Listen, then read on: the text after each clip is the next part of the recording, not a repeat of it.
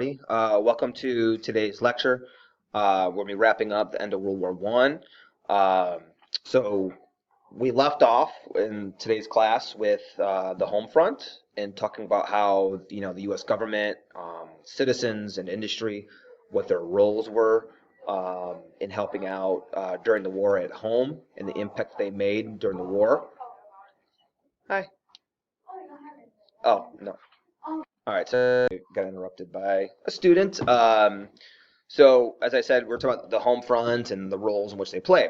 All right, so today we'll be wrapping up the end of the war. I don't know if we got this in class or not. If we did, then you could disregard this part of it. But ultimately, during the time of war, and we'll talk more about this in the 1920s unit when I show you guys a little video on something.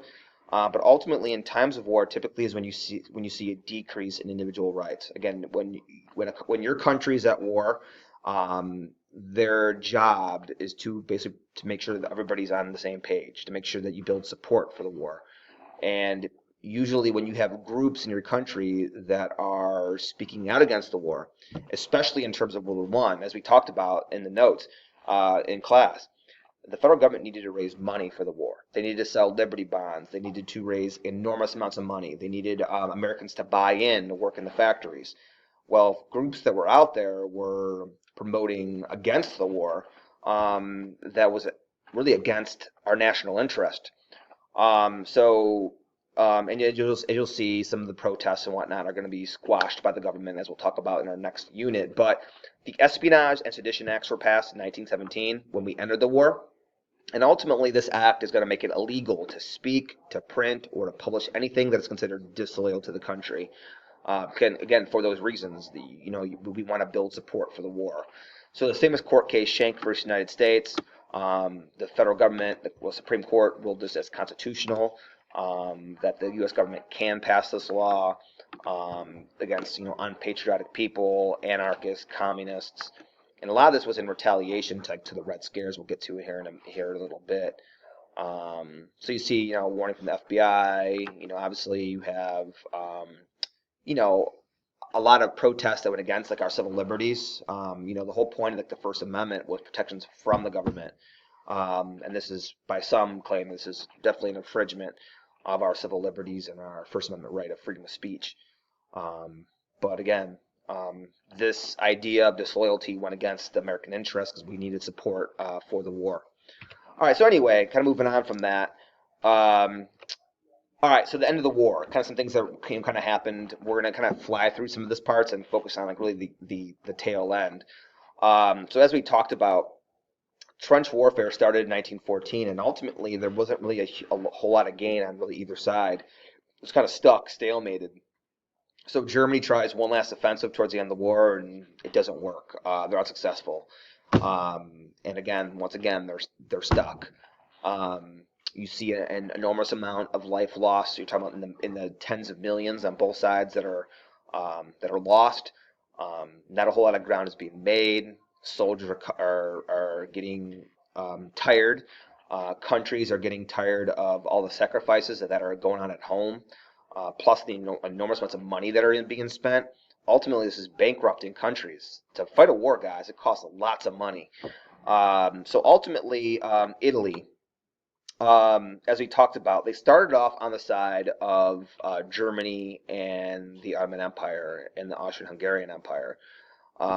They signed a deal back in the 1800s that basically forced them to join their side. But ultimately, really throughout the war, in World War One, Italy really didn't have a major part in the war.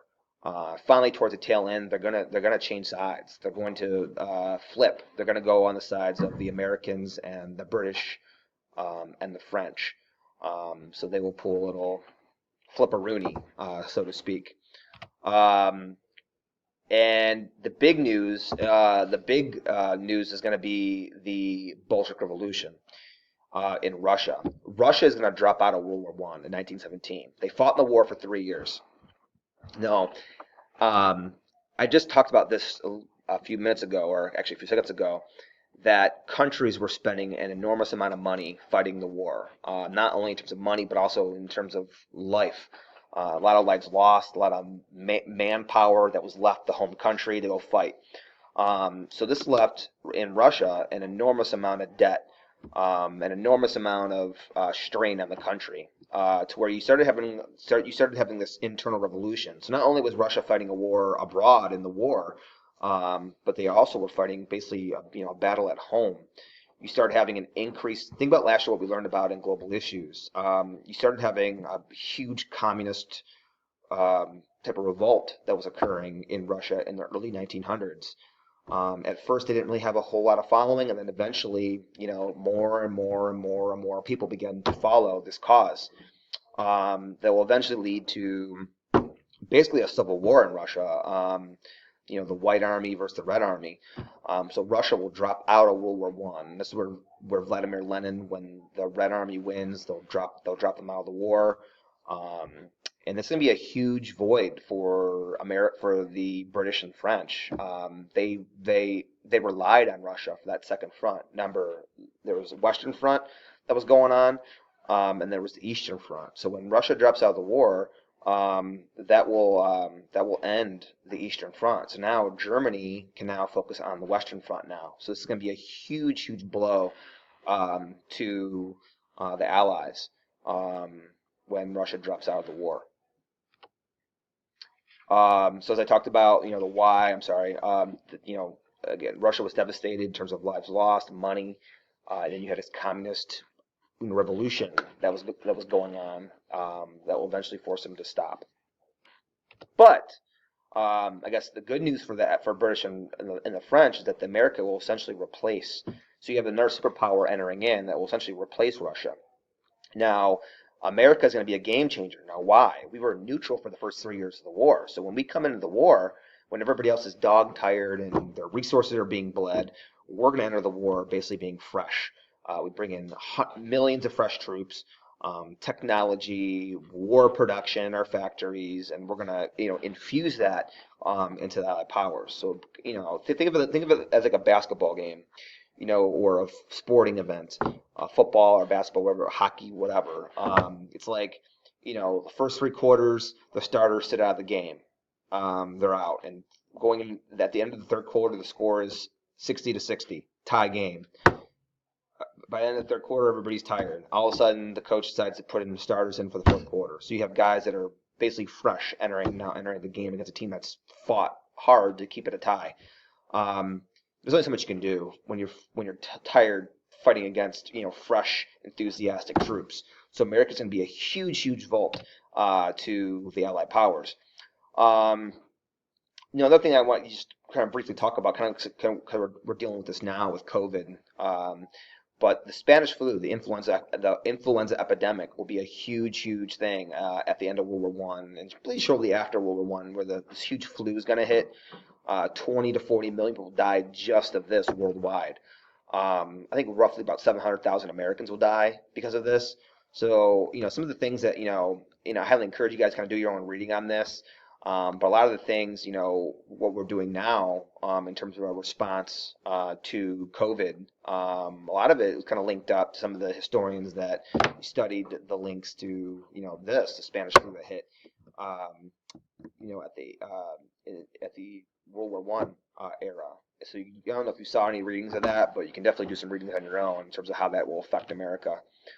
So finally, guys, the war eventually is going to wind down. The war is going to be over. When America enters the war, at that point, it's like the sealer of fate for Germany.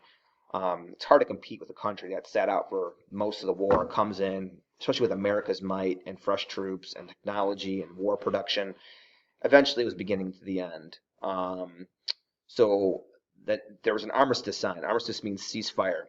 On November 11th, 1918. November 11th. That seems familiar. That's Veterans Day. On the 11th month, at the 11th day of the 11th hour, the war comes to an end. So that's why one of the reasons why we celebrate Veterans Day on that date, on November 11th, is to celebrate really the end of the war and celebrate all our veterans. All right, so when the war is winding down, something called the Paris Peace Conference. Let me move this thing so you can kind of see this. Where the big four, the main four leaders on the Ally side, are going to meet in Paris. and they're going to discuss, what the terms of the treaty is going to be. So Germany surrenders, and usually when you surrender, when you end a war, there's a treaty that's typically signed. So each leader, Woodrow Wilson is the United States president, David Lloyd George is the British prime minister, Georges Clemenceau is the French prime minister, and Vittorio Orlando is for Italy. Now, again, keep in mind, Italy entered the war late. They flipped sides. So mainly these three guys are very wary of Italy because, again, they do have ties to Germany. They were technically on the side of Germany in the beginning part of the war. So really, these three, I would say, don't take him really seriously. Don't take Italy very seriously. They won't be a major prominent player at this peace treaty because, again, they were on the other side. So really, these three are going to call most of the shots. But each of these leaders, these four, all come into this meeting, all with very different viewpoints. Now think about this. America entered the war late. We entered the war 3 years later. Really, it was British and French that held most of the cards in this meeting. They had most of the sacrifice. They were in the war the longest. Most of the casualties and deaths that occurred and wounded. Most of their men made the most sacrifices during the war because they were in the war longer. Money spent, you name it. So these two, British and the French, are going to hold a lot more maybe anger, resentment. They want more payback towards Germany. Whereas Woodrow Wilson, because we entered the war late, he kind of, as you'll see here in a little bit, kind of warned against that. He kind of wanted more of a fair treaty. But again, this is very kind of a big deal that they both had very, very, very different viewpoints for how to handle the end of the war. Kind of skip this for now. Yeah. All right. So Woodrow Wilson had this plan called the 14 points. So when he went to the Paris Peace Conference, he had this idea for what the world should look like after the war. So he called it his 14-point plan, hence the term 14 points, Wilson's 14 points. So here's some major themes out of his 14 points. One, he wanted to create something called the League of Nations. This was an international committee where countries from all over the world would be a part of this organization. And their job would be to promote peace, to avoid another future war. That all these countries would join together, basically create a huge alliance of countries from all over the world, and to avoid another war like this happened again. Guys, the world scene, this war was a war that the world has never seen before. The amount of technology and deaths and money spent, it was devastating. And Woodrow Wilson knew that we needed to do our best to avoid a war like this again. So he proposed this international alliance to help avoid that. The other thing that he wanted to do was kind of ironic. He wanted to end secret alliances. So again, think back to the one that causes of World War I was the alliance systems, and a lot of it was secret alliances where when this country attacked this country, it brought this country involved, and yada yada. Then when this country was attacked, this country during the war, this country got involved. So he believed that was dangerous. So ultimately, he wanted to end these secret alliance systems. Third thing that he wanted to do out of these points was to reduce weapons. He wanted every country in the world to reduce their weaponry. Think back to one of the causes of World War I. Countries were building up their militaries, building up their weapons. So he believed that we should do the opposite. We should start decreasing that, start using less of our military and using less of the weapons to be bullies to the world, essentially. And ultimately, last thing is that he wanted countries to have self-rule. Think back to like imperialism. Countries were going into other parts of the world and taking them over. He believed it was up to these littler countries to self-determine, meaning to self-rule themselves. He believes up to them. So think like Serbia, for instance, they wanted their independence, and that's eventually what will cause the war. So he believed that taking over countries was a very dangerous thing. So here's the problem: the U.S. is not going to join the League of Nations. It was our own president's idea, and we're not going to join. Now the League of Nations will exist. It will get formed. Countries will join it, but the U.S. is not going to join it. Why? Because we wanted to remain isolationist after the war. Congress and Americans saw this League of Nations as being a big alliance. And what caused World War I? Alliances. So therefore, we're not going to enter it. We're going to avoid it. So therefore, when we don't join it, it's going to make this organization a lot less powerful when a big superpower is not going to join it. We'll talk more about this league of being very ineffective. Essentially, it's going to be powerless, and we'll get to that later on. All right, so anyways, that's it for the lecture. Adios.